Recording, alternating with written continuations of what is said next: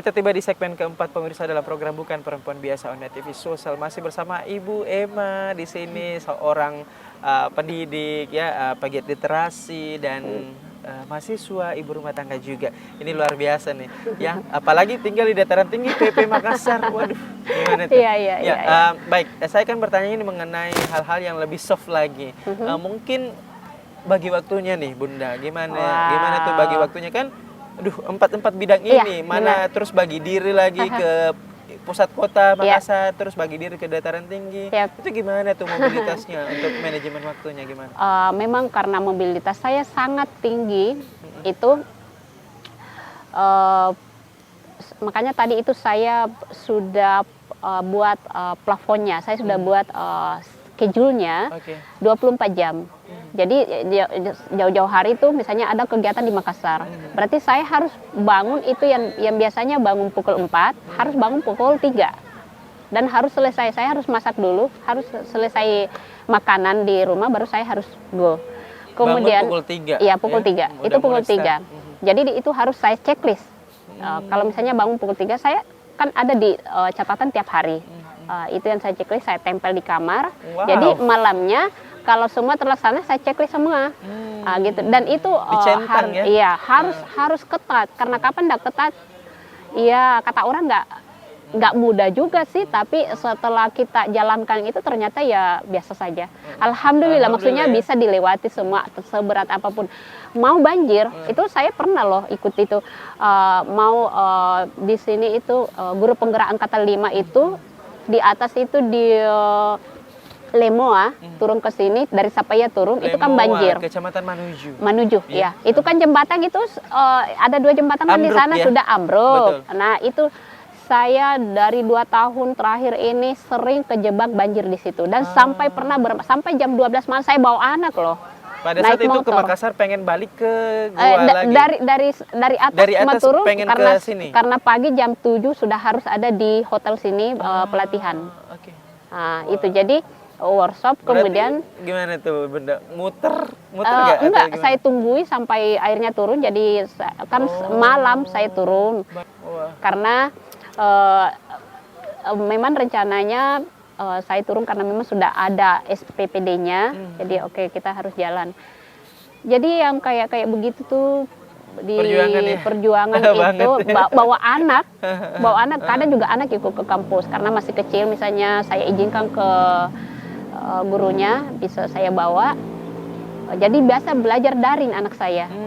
Karena anak saya yang paling kecil itu nggak mau pisah dulu, masih ini, jadi ya oke lah dibawa-bawa saja. Tapi alhamdulillah semua bisa saya lalui dengan jadwal yang ketat itu, yang 24 jam saya harus tulis. Jadi memang sengaja di scheduling ya, ada sticky notes-nya, ada agenda-agenda kecil ditulis, memang ditulis tangan agar bisa diingat secara langsung, dan ketika misalnya selesai melakukan itu langsung dicentang ya. Dan itu dan kewajiban kita yang nomor 1 itu kepada Allah. Jangan, karena nggak boleh bilang nanti sebentar deh. Betul. Kalau pada saat saya bilang sebentar, berarti yang lain akan berantakan. Jadi tapi kalau itu yang centangnya on time, waktunya saya laksanakan sesuai dengan schedule saya. Alhamdulillah ternyata semuanya lancar, aman. Tapi kalau itu yang saya tidak, misalnya saya harus misalnya hari Jumat nih, Al-Kahfi kan panjang. Betul. Itu misalnya Al-Kahfi saya tidak baca sudah salat subuh, jangan diharap. Biasanya itu sore, itu mepet nih waktunya. Waduh, gimana? Dan itu kalau sudah seperti itu ya kayaknya kurang bagus lah. Gitu. Oke, baik. Berarti habis ini dicentang, habis syuting. Baik, selanjutnya ada nggak sih pengalaman tak terlupakan yang dialami oleh Bunda Emma ini sepanjang hidupnya, mungkin sejak kecil atau remaja, dewasa atau sudah berkeluarga, entahkah itu kehidupan momen pribadi, entahkah itu momen sosial, mungkin dengan anak-anak muridnya atau dengan koleganya, rekan-rekan sesama guru, atau dengan keluarga kecil, atau dengan keluarga waktu kecil semasa dengan orang tua, nenek dan sebagainya. Ada nggak sih, dan yang bagian mana? Pengalaman yang tak terlupakan. Yang tak terlupakan. Pengalaman yang tak terlupakan waktu terjebak longsor di tahun 2019 di Sapaya. Itu perjuangan dari sekolah kan, kami ke sekolah itu saya bilang sama suami, ini hujan deras loh. Kami dari Makassar memang kegiatan pada saat itu lagi, saya balik ke hari Senin, kan hari Selasa itu ya, Dek ya, hari Selasa. Sudah hujan, sudah gelap semua ini langit. Saya bilang, gak usah ke sekolah nih Pak, ini kayaknya nggak enak perasaanku. Dia bilang, ayolah ke sekolah. Jam 10 di sekolah, saya di dalam kumpulkan anak-anak di satu kelas itu. Tiba-tiba dari atas turun masuk di kelas. Jadi ini air sudah selutut. Jadi anak-anak histeris semua keluar, kita ngumpul di ruang guru, dipulangkan anak-anak. Ternyata kita tidak bisa keluar dari situ. Ini jam 10 pagi loh. Kita nggak mau ke arah ke Pak Ladingan, naik ke kampung saya karena saya di Kayu Maleh, Desa Rapuala, Kecamatan Tumpuk Bulu. Saya di Bontoling Pangangajar. Saya mau balik ke rumah. Di depan sana sudah nggak bisa lewat karena longsor semua. Terus kita pokoknya nggak ada akses jalan keluar. Sehingga luar biasanya di situ, saya lewat gunung-gunung baru bisa nyampe ke situ, kayak gitu. Jadi gimana tuh pada saat, berarti ada tantangan ya, entahkah misalnya terjadi misalnya hal-hal seperti itu yang tidak diinginkan, atau mungkin dalam keadaan normal, dua-duanya tetap menantang pada saat terjadi proses belajar mengajar ya, karena untuk akses ke sekolah, akses pulang, itu seperti apa jalannya? Mungkin bisa diceritakan ke pemirsa. Iya, sehingga tantangan apa sudah ada jembatan atau gimana atau kayak gimana? Jembatannya terputus, kemudian kita masih takut longsoran dari atas karena kan bukit-bukit ya. Selama 2 minggu kita libur. Karena pada waktu itu memang kita diliburkan, tidak bisa beraktivitas. Karena Sapaya itu kan sudah rata kan. Waktu itu sudah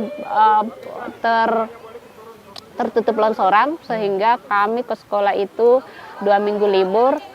Nggak bisa juga beraktivitas apa-apa. Tapi di minggu ketiga saya harus turun ke Sungguh Minasa untuk ikuti MGMP Bahasa Inggris. Saya lewat situ lagi, kejebak lagi, balik lagi. Jadi saya bilang sama ketua MGMP saya, Pak, saya ini sudah di sini, nggak bisa kemana-mana lagi. Oke, Bu, yang hari ini harus hadir di sini karena ada yang perlu ditandatangani. Waktu itu kami termasuk pembuat soal ujian nasional sama anak-anak itu, ban soal buat, sehingga Kota MGMP mengatakan bisa lewat Malakaji turun ke Jeneponto. Jadi itu saya tiba di sini tuh sudah pukul muter lagi. Yang tadinya saya berangkat itu jam 4 subuh, di jalan salat subuh. Tapi tetap terjebak di situ karena masih banjir.